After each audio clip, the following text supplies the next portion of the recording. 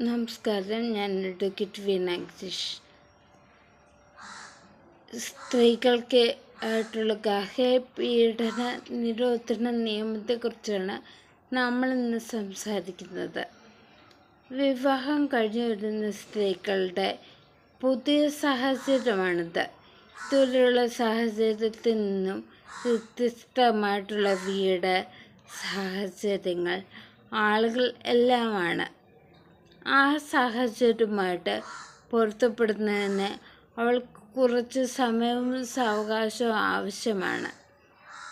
ആ സമയത്ത് അവളെ ശാരീരികമായിട്ടോ മാനസികമായിട്ടോ വാക്കുകളാലോ സാമ്പത്തികമായിട്ടോ പീഡിപ്പിച്ചാൽ ഇതിനെതിരെ ഒരു ക്രിമിനൽ കേസ് ഫയൽ ചെയ്യാവുന്നതാണ്. 2005 ഇന്ത്യൻ പാർലമെൻറ്റ് ഗാർഹിക പീഡന നിരോധന നിയമം ഉണ്ടാക്കി. ഇത് സ്ത്രീകളുടെ സംരക്ഷണാർത്ഥമാണ് കേട്ടോ.